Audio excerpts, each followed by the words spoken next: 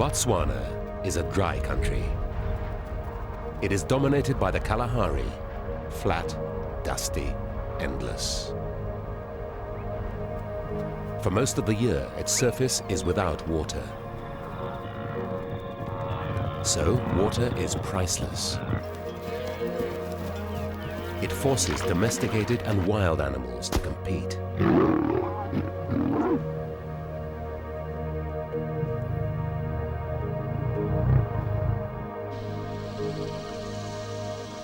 The barren Batete River forms the western boundary of the Makgadikgadi basin, a vast sea of arid grasslands and salt pans. Makgadikgadi is a land of extremes. When the rains come, the salt pans fill with water, and prairie-like grasslands are renewed.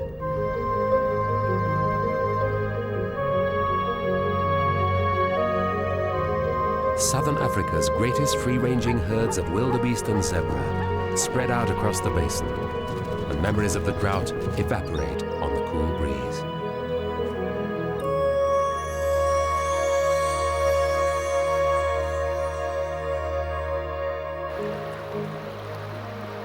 The Okavango River rises in the highlands of Angola and eventually flows into northwest Botswana.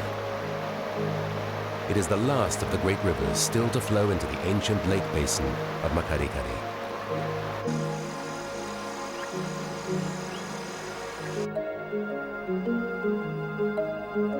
The giant river transforms the Kalahari into fertile swamplands, but never reaches the sea.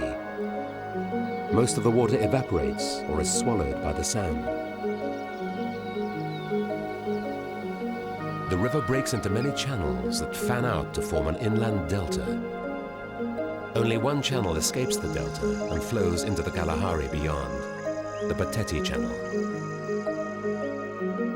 Most years, a tiny percentage of floodwater makes it to the channel. Sometimes, nothing at all.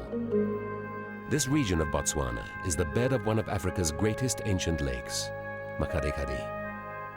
The Batete Channel connects the Okavango Delta to the vast Makgadikgadi soda pans, where the ancient lake finally disappeared. Today, the only regular water supply into this region comes from the Okavango. The water hasn't reached beyond the delta in the last 7 years, and the last pools in the channel are slowly drying up. This herd of hippopotamus watches their pool shrink year on year, waiting for the floods to come. Now they rely on the government tanker to keep their wallow wet.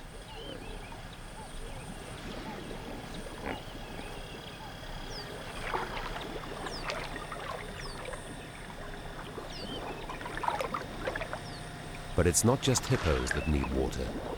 Small villages surrounding the channel also rely on its supply. Thornbush fences help protect the villagers' wells from wandering wildlife. Dark spots on the hippo's skin reveal escaping sweat. Hippos lose a great deal of water through their skin and must stay cool in the heat of the day. If the hole dries up, they'll have to move on or die.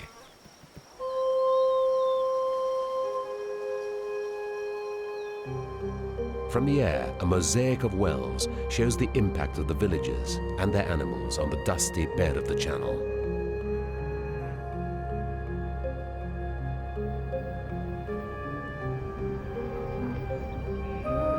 The marabou stork feeds on carrion. For this bird, drought is a time of plenty.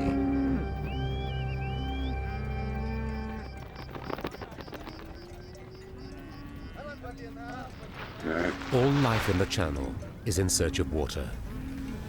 Wild and domesticated animals are forced into uneasy and unnatural association.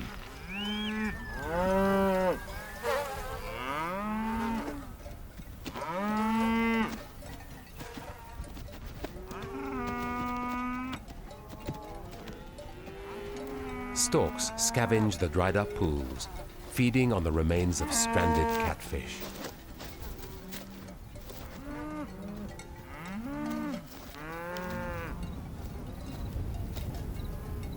There's plenty of carrion to be found in these desperate times. Villagers can access water beneath the channel from their wells, but their protective thornbush fences are not always effective.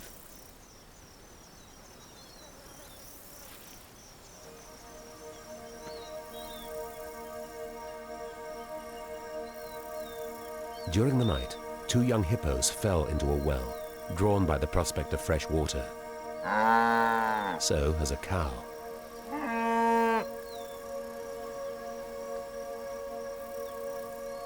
The cow was pregnant and gave birth on top of the hippos. The farmer and officials are desperate to at least save the calf.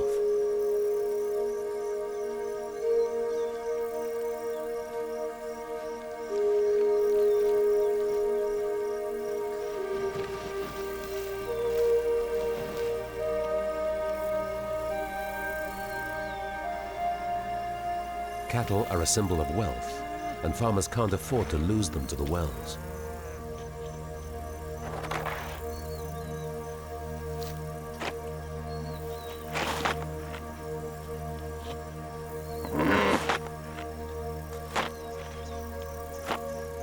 The hippos must be under great stress, but fortunately for everyone, they remain calm.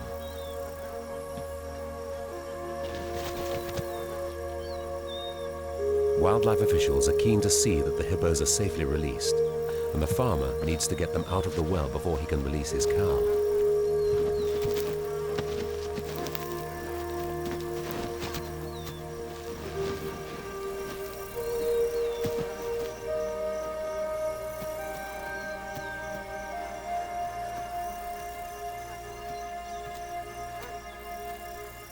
The pressure on these wild animals must be intolerable.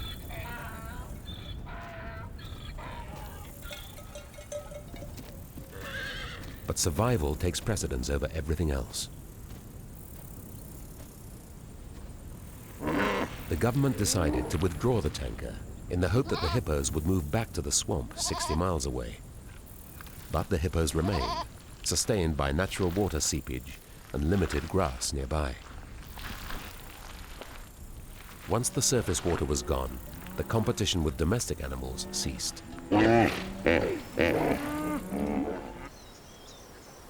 A few seepage pools, scattered along the 250 miles of the Botetti's dry channel, are all that's left of previous floodwaters. Remarkably, this pool is home to a large Nile crocodile and a saddle-billed stork. Each year, the fish are concentrated into a smaller and smaller area, and the stork has an easy time picking them off. The crocodile has survived for 7 years, waiting for the river to return. During this time, it has protected itself in a deep burrow it has dug in the bank. Occasionally, it catches a meal at the edge of the pool. These impala have come down from the Makgadikgadi National Park. Any surface water draws in wildlife from a very wide area.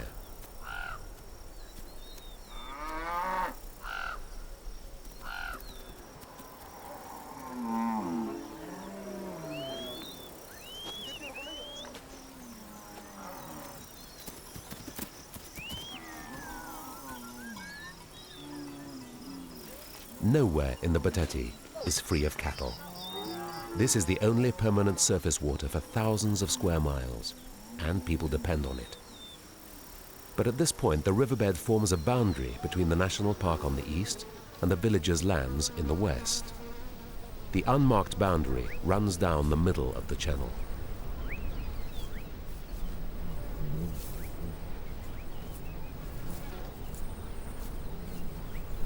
In times of drought, animals must be resourceful and sometimes adopt unusual tactics to survive.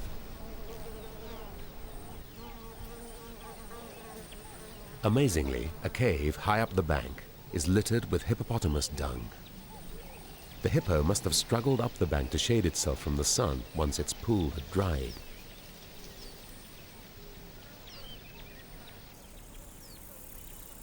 But without water, the hippo couldn't survive for long.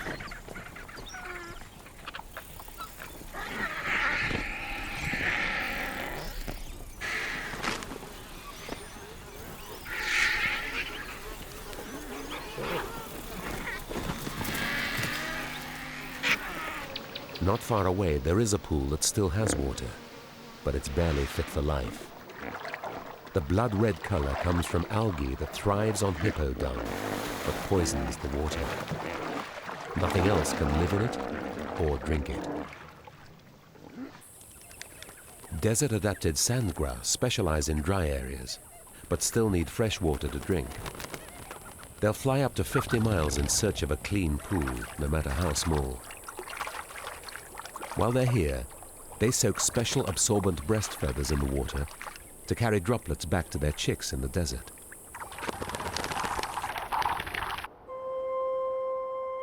As the channel runs alongside the park towards the Makgadikgadi salt pans, the seepage pools become few and far between, until they disappear altogether.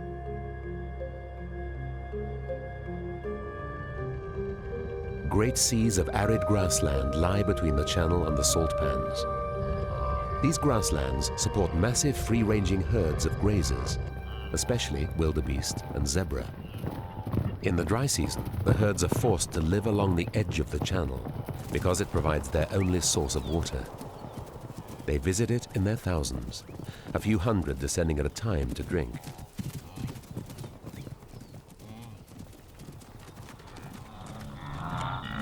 The batete is a lifeline for most of the large grazing animals of the Makgadikgadi National Park. Even though its sandy riverbed offers little, these grazers have no other choice. Scavengers follow the wanderings of the grazers as the drought takes its toll. In the channel, the concentration of animals provides a captive audience.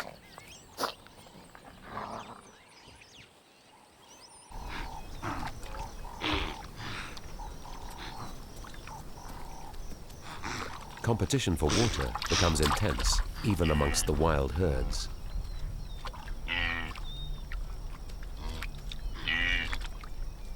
Water seeps into some pools so slowly that wildebeest must pause between each sip.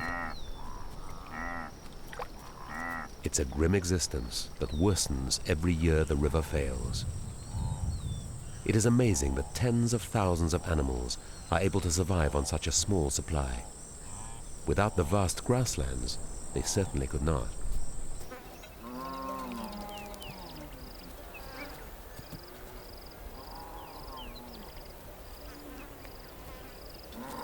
Cattle are very important to the rural Botswana people. One side of the channel is cattle country, the other national park. But without a physical boundary, the result is a free-for-all at the waterholes.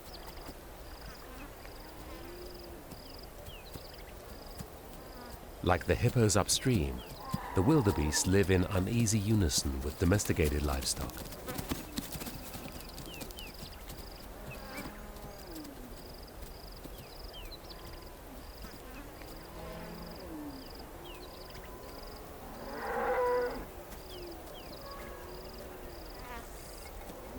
The wild grazers are timid and find it difficult to compete with domesticated animals for water.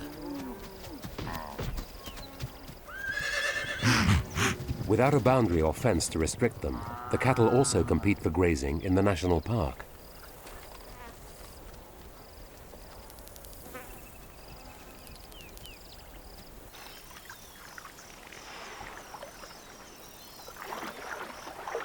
There is a new arrival in the blood-red pool. A baby hippopotamus nervously swims looking for its mother. It has good cause to be anxious. It is unfamiliar with the other adults. In normal conditions, it would spend the first 2 weeks of its life hidden from the herd, protected by its mother. But now, it seems confused.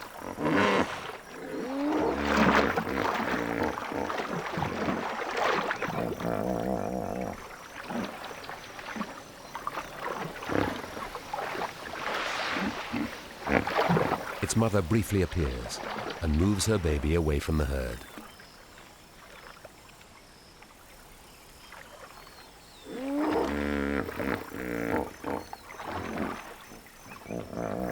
But there is nowhere for the mother to hide her calf, which is now approached by an older female.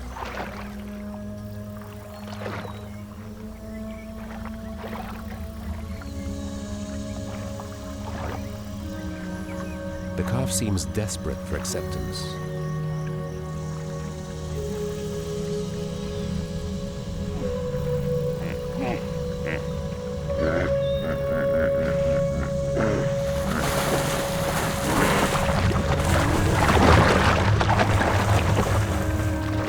Perhaps this behavior is a built-in survival mechanism that is avoided when normal conditions prevail. 3 baby hippos have been killed in this way in the last year.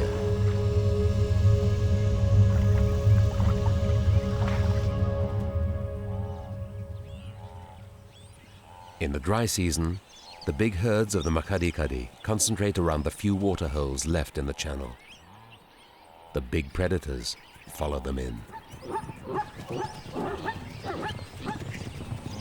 Zebra normally visit at night. They're nervous of man, guns, and domestic animals. But this year, the drought is sufficiently bad to warrant a daytime visit. The lions are ready, night or day.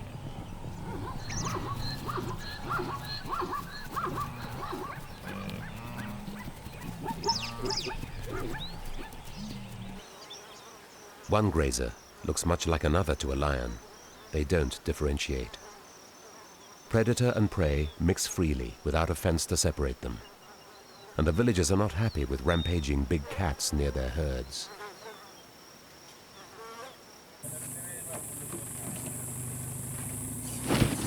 Defense force officials have been called to investigate reports of an aggressive, injured lion hanging around the channel.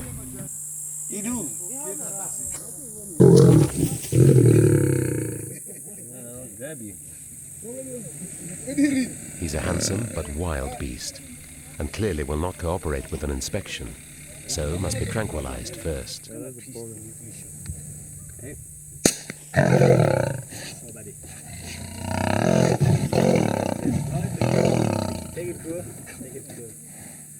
I got him somewhere around. If his wounds can be treated, he will be translocated within the park away from human settlements.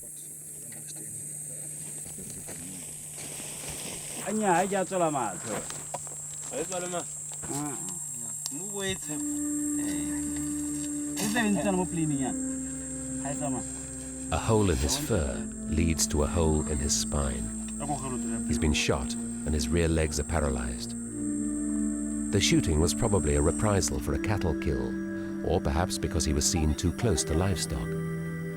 Either way, he has no chance of survival in the wild and is given a lethal injection. When the river flowed, there was at least some degree of separation. But not everything is bleak in the Makgadikgadi National Park. There is one other place that has permanent water. Far from the Batete Channel is a haven called Nai Pan, and here a pride of lions lives free from the temptation of cattle. In the center of the pan is a small water hole kept full throughout the year.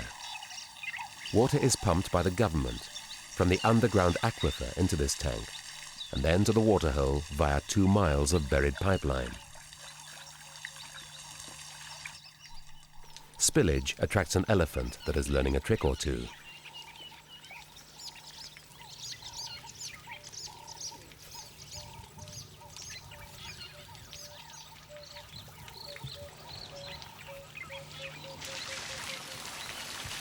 It seems the elephant knows that when the tap is turned, the tank overflows. The presence of water year-round allows resident communities to establish at the pan. Springbok do not normally need to drink, but doing so allows them to congregate in much larger herds in the dry season than they would otherwise be able to. The resident grazers are prey for the lions, which have a hard time hunting without cover around the waterhole. But with so many springbok, there is always the chance that one will make a mistake.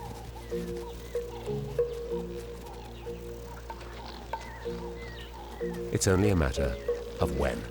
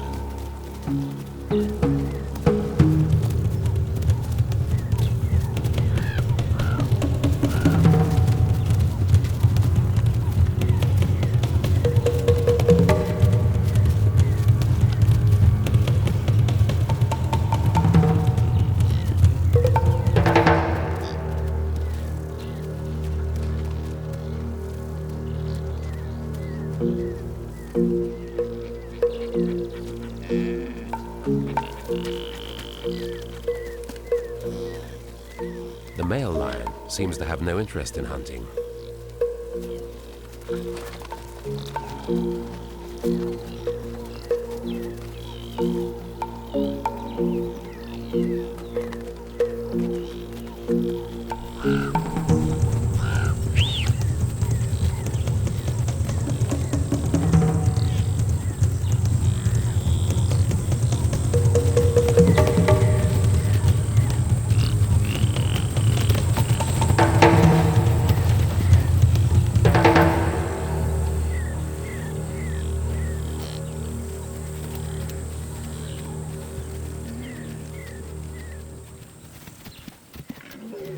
The kill will be shared between the hunters.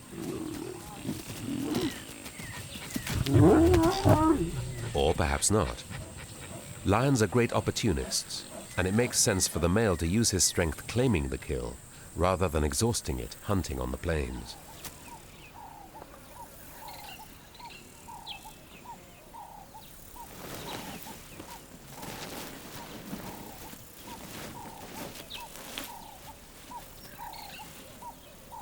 There won't be much left after he's finished, so the females must hunt again.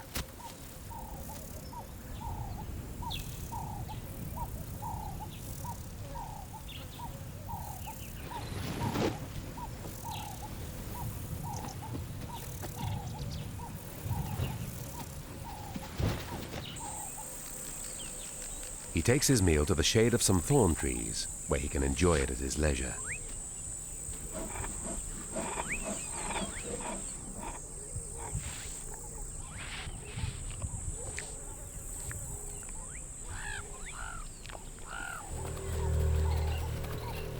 The females are not disheartened.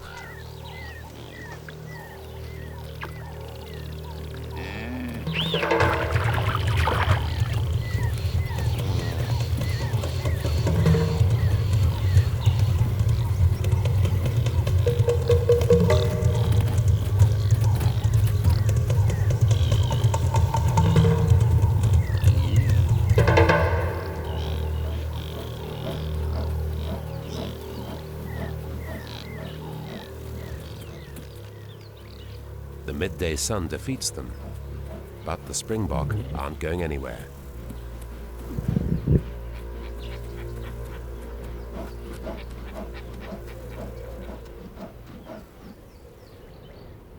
Although there is a small water hole in the middle of Night Pan, the rest of the pans are dry and dusty. Strong breezes soon whip the dust into the air and dull the rays of the sun. There's little to do in a dust storm, except wait for it to blow itself out.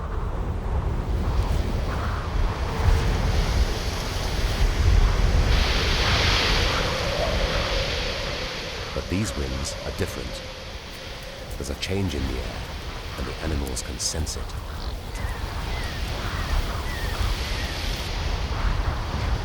Winds 100 miles to the east cross Suwa Pan, the largest sea of soda in Makgadikgadi. The winds are heading westward across the park. They herald the arrival of the rains and the long-awaited end of the dry season.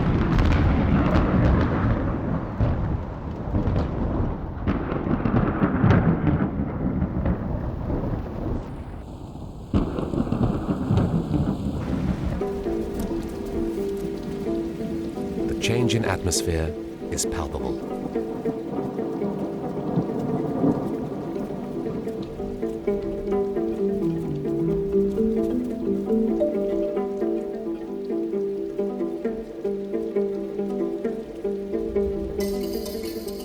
transform Makgadikgadi and bring a short but intense season of plenty. It's as if the lions know what good times are about to come and celebrate their imminent arrival. Renewed grazing will bring good times for the springbok too.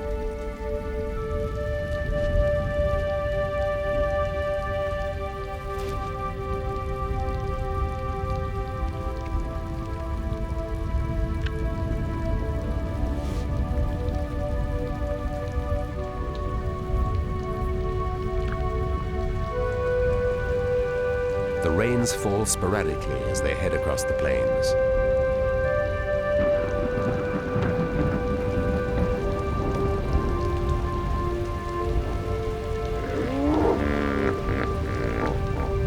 At last, the long-suffering hippos are freed from their tombs of caked mud.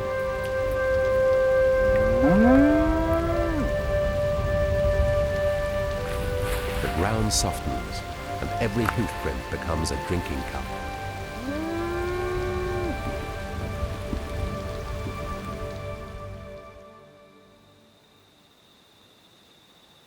When the moon is up and the air is cool, the hippos ease themselves from their wallows for the last time. They can now leave the Batete Channel and travel through the damp night towards the far-off waters of the Okavango Delta.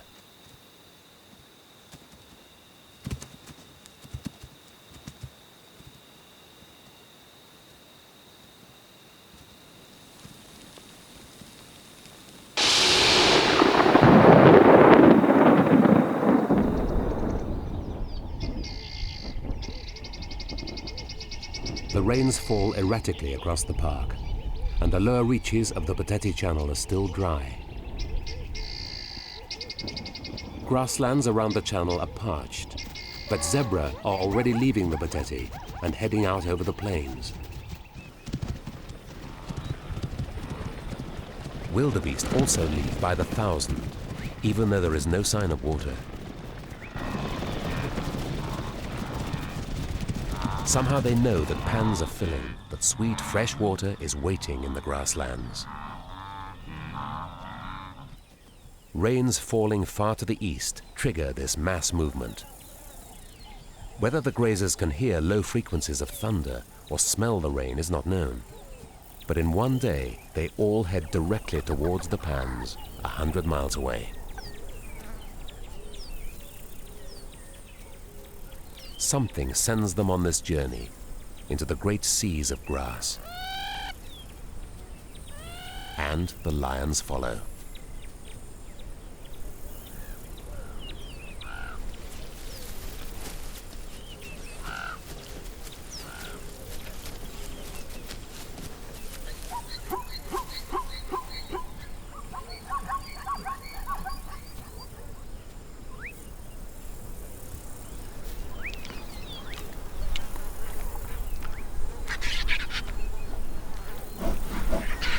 The lions are forced to be as nomadic as the grazers. Almost all their prey has left the channel, and they can avoid human harassment by leaving too.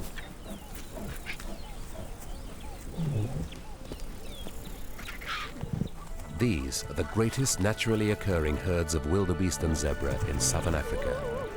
Lions have little effect on their numbers. This is a journey the grazers make every year the rains come, and they can't wait to escape into the park.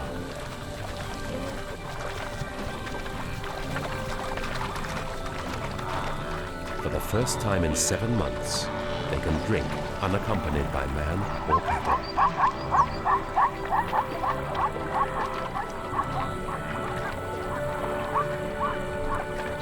Sweet water can be found amongst the salt at the broken fringes of the great pans.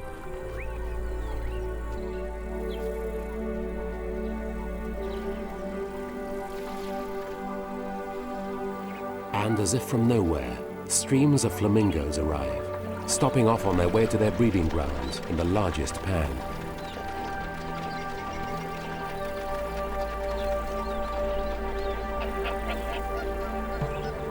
Thousands upon thousands of flamingos and pelicans head for the great pan in the east of Makgadikgadi. At the same time, The herds of grazers head towards the western edge of the pans and to Naipan in the north, where they join wandering elephants.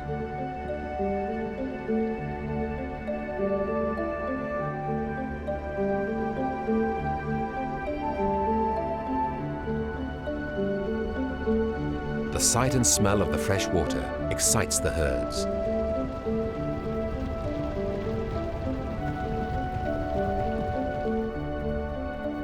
Zebra and wildebeest blaze trails across the Makgadikgadi National Park. Once they're out in the open, they're finally safe. Man and his animals can't follow the herds out here. They will raise their young in the isolation of the vast grasslands.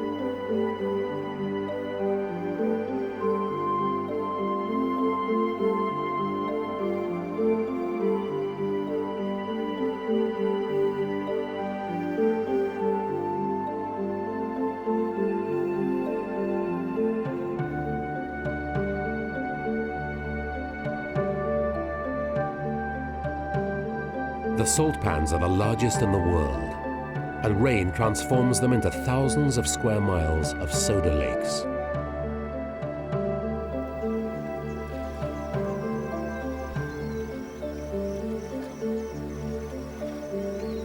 A few special places are ideal for the breeding birds, where the pans are shallow, isolated, and free from predators.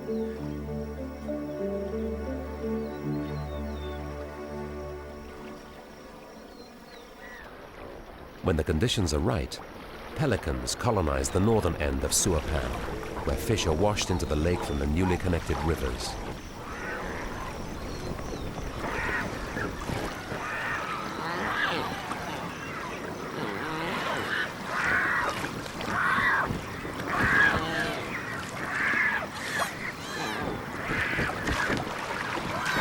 They gather in their tens of thousands to feed, mate, and raise their young before the shallow lake evaporates.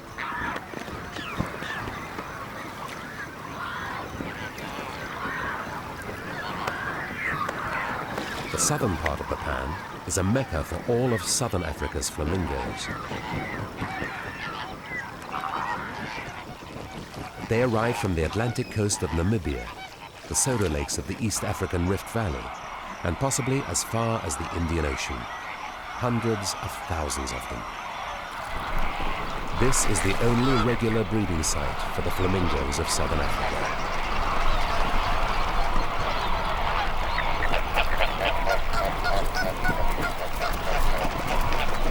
And like the herds of grazers, they seem to know the rains are falling and time their arrival perfectly.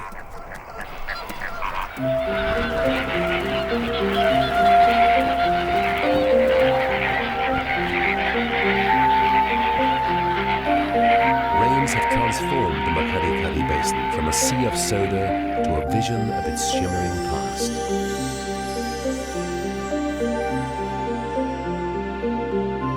Grass grows quickly in the lush plains that surround the new soda lakes.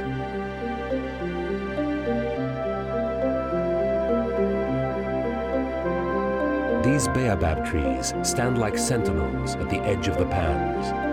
They may have witnessed this annual transformation for the past 1,000 years. And some animals have made the annual journey across the plains for even longer.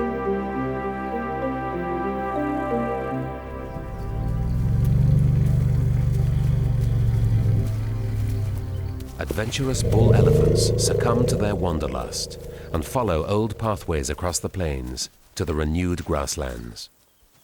They leave family groups of mothers and calves behind, attracted here by the grass, palm fruit, and isolation.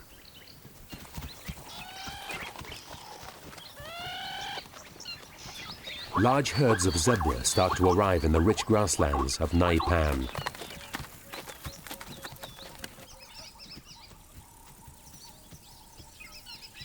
The pan is now dotted with numerous water holes, and the animals no longer rely on the water pumped by the government.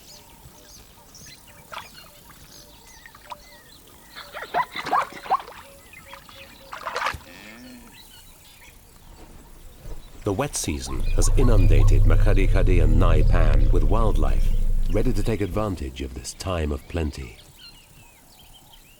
The animals can graze and drink with ease, and their spirits seem to be lifted by their brief time in the transformed pans.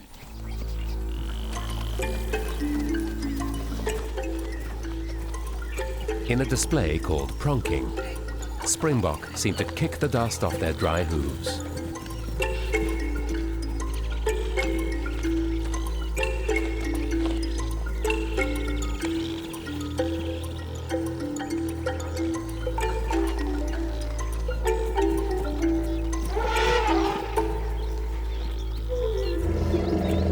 Elephant bulls become skittish in the cool, moist air, trying each other out for size, testing their strength.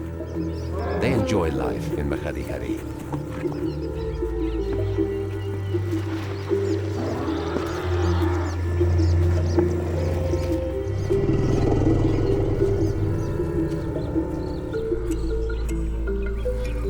Zebra time most of their foaling for the wet season. Those born now benefit from the abundance of food and from termite mounds that make wonderful belly scratches.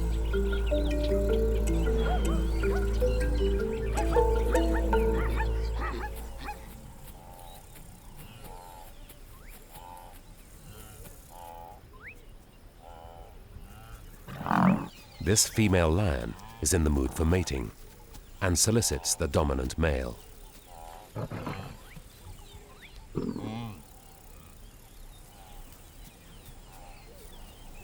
But this young male tries to take advantage while the dominant male is distracted.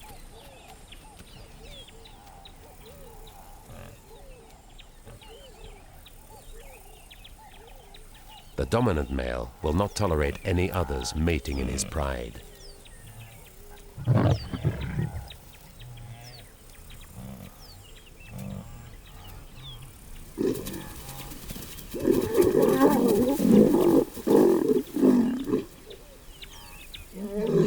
It won't be long before the young offender is driven out permanently.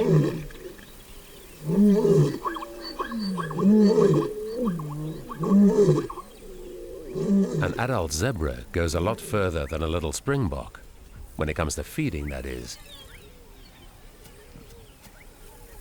Some female lions switch their attention to the newly arrived big game.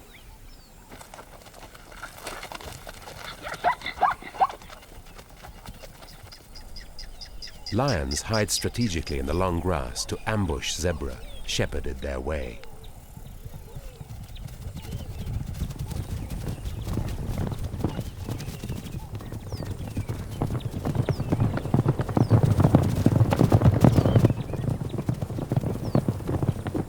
This tactic only pays off if the zebra run in the right direction.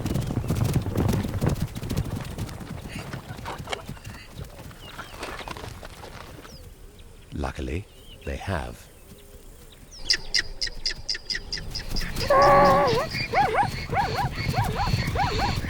But they're too fast for the lions.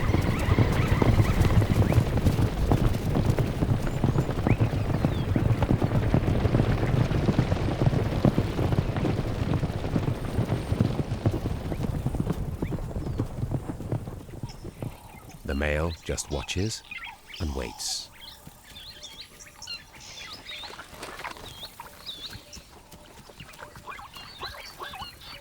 A herd of zebra pursuing a pride of lions appears strange.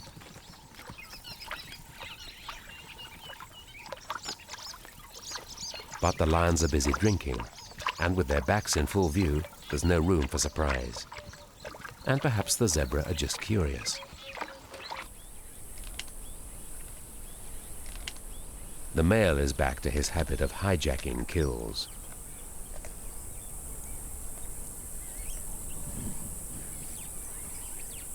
This time, he's robbed a leopard's larder.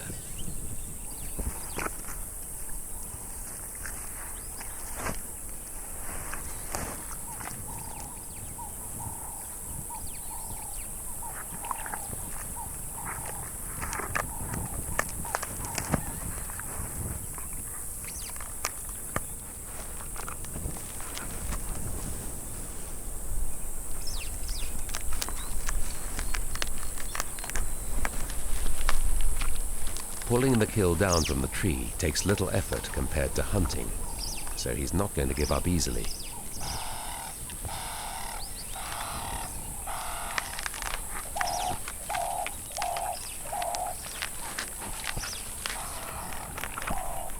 Half a kill is better than none, and much better than exertions in the heat.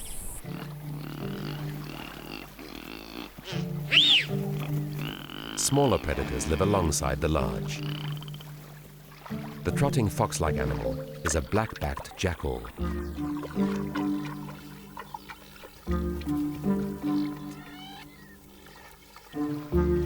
While there are no other predators around the waterhole, the jackal takes a chance. Jackals scavenge or hunt small mammals. They're great opportunists, but only the black-backed hunts animals as large as springbok.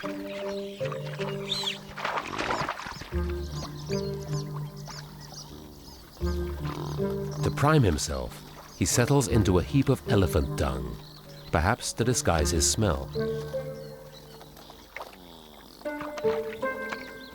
This trick seems hardly worthwhile when he remains so visible in the open country.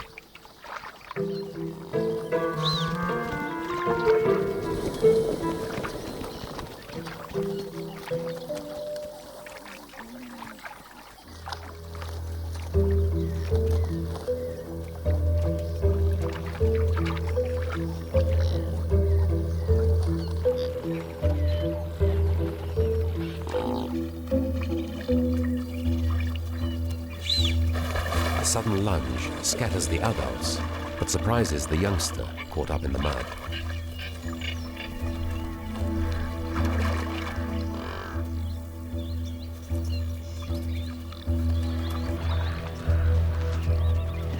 The prize must be taken quickly, lest an idle male lion is on the prowl.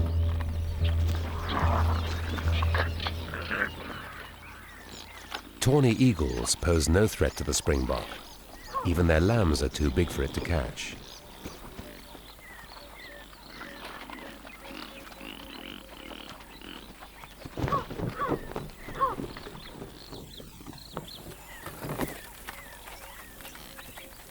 So why is this one intent on moving the eagle along?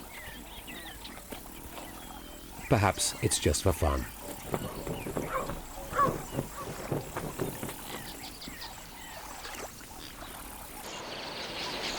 Some of the smaller pans are already drying up when thousands of finches flock in to drink.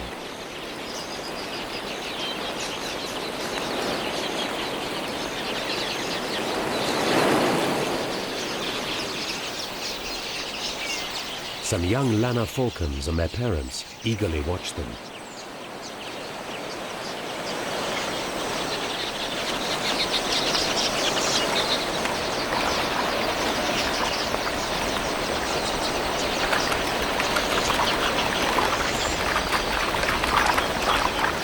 The finches are red-billed quailier, and the sheer numbers of them drinking means that many fledglings become waterlogged. And the lanners are waiting.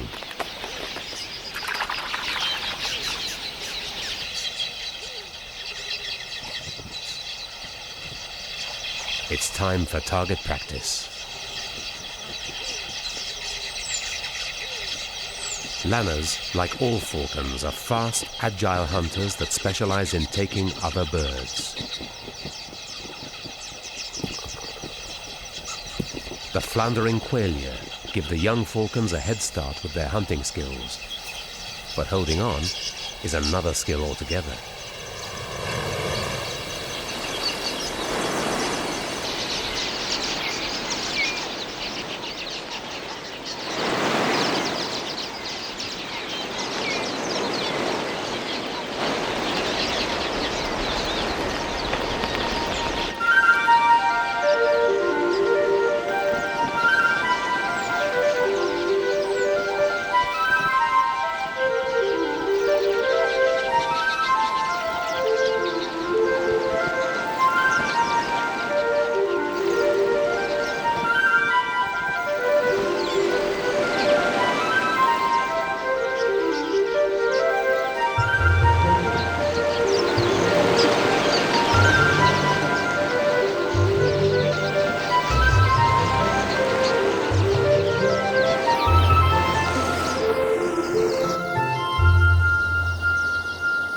qualia feed on the abundant seed in the open grasslands, which they share with burrowing meerkats.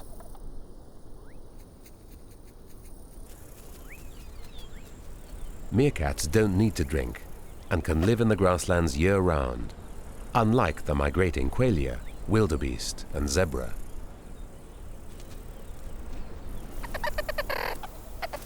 Only a few inches high, the meerkat baby is on its first sortie out of the den. It has a lot to learn.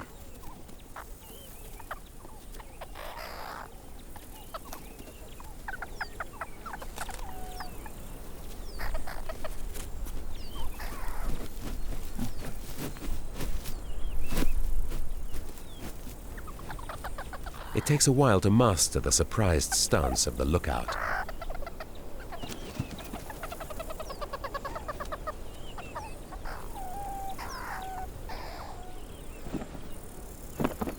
The lanner is on the attack again. It's not interested in the adults, but it could be tempted by the youngster. And the baby hasn't mastered walking yet, let alone fleeing.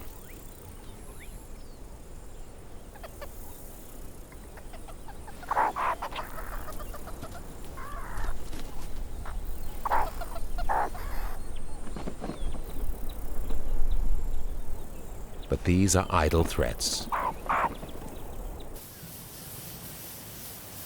Ants respond to the short-lived bounty and harvest the ripe grass seeds.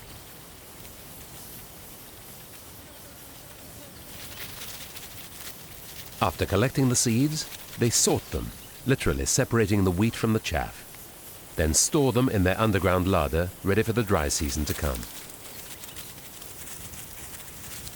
Ants and termites will eat more grass and seed than all the qualia and the grazers put together. The vast grasslands attract colossal flocks of qualia. But when the water runs out, they're forced to move on.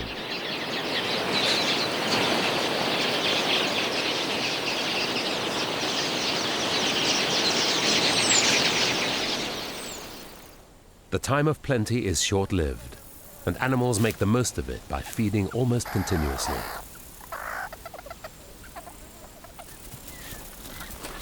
Already, there's a change in the air.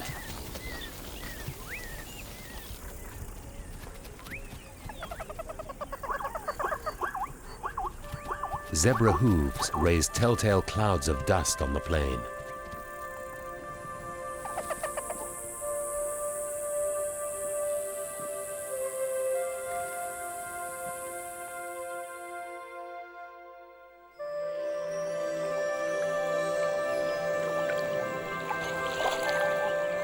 The water birds have raised their young and graced the soda lakes for the last time this year.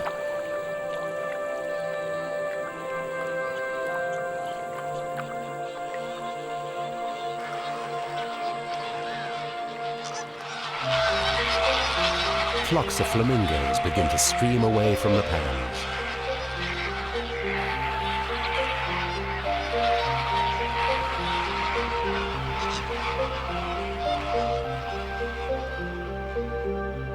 Empty nests crust the pan as soda crystals begin to break through the retreating pools.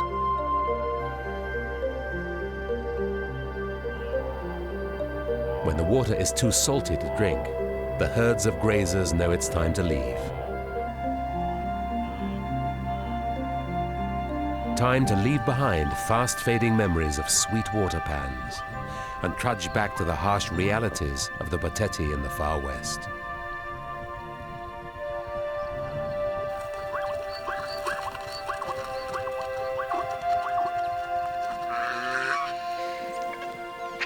With their numbers reinforced by new foes, the grazers can afford the odd casualty.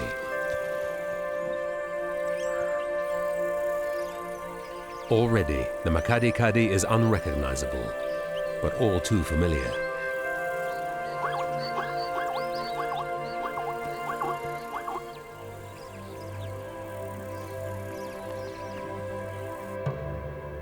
But pelicans, heading for the Okavango, can see new signs of hope.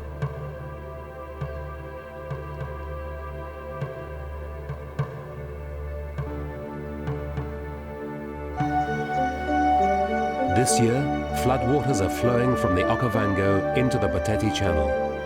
They've traveled further than they have for 7 years.